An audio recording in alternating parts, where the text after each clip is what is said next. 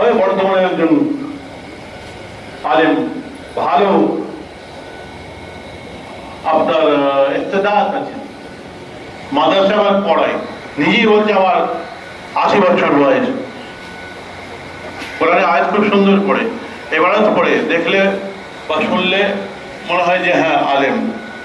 যদি মন করে কোরআন হাদিস দিয়ে ওয়াজ করতে পারে, কিন্তু 1 ঘন্টা নেটে ওয়াজ খুলে দেখেন, তার যে কোনো ওয়াজ খুলে দেখেন, 1 ঘন্টা যদি ওয়াজ করে তো 50 মিনিট খালি হাসাচ্ছে। ছেলেদেরকে বোঝায় বিয়ে দিয়ে দেবো, কেঁদে মরে যাবি। বলছে আমি ইয়াং বেলায় কটা সিনেমা দেখেছি, বিয়ের সময় কটা ডিম খেয়েছি। বুঝেছেন না কথা?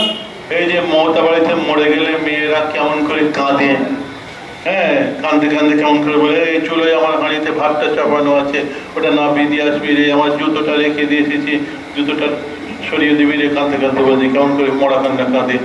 এইসব খালি অ্যাক্টিং হচ্ছে। কটা সিনেমা দেখেছে, 5টার সময় একসঙ্গে দেখেছে, সেগুলোও বলছে, কি একদম ভালো কথা বলছে, আর হাসাচ্ছে খালি। শুনছেন না কথা? শ্বশুর বাড়ি, বিবি, শালি, মেম্বার রাসূল, কি হচ্ছে এটা?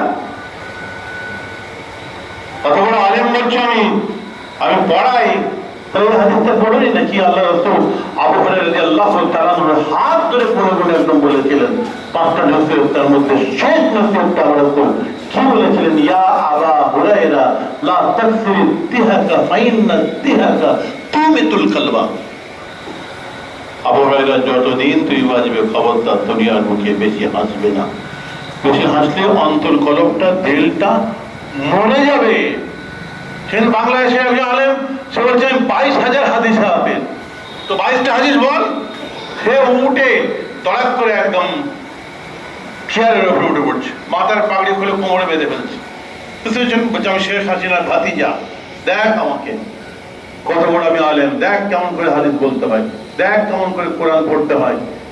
নিজের চোখকে, নিজের মুখকে সবাই টানছে, বিভিন্ন রকম অঙ্গি ভঙ্গি করছে, মনে হয় যাত্রা ফাত্রা নাটক ফাটক করতে মনে হয়।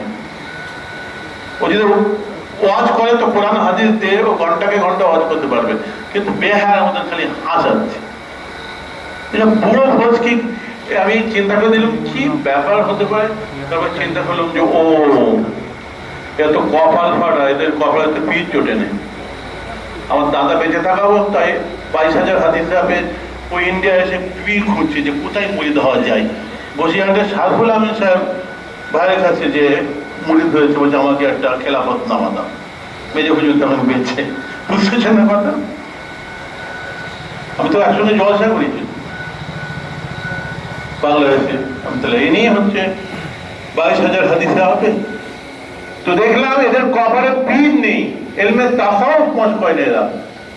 আরেকটা যেটা বললাম, এই একই ব্যাপার, যদি তরিকা মস্ক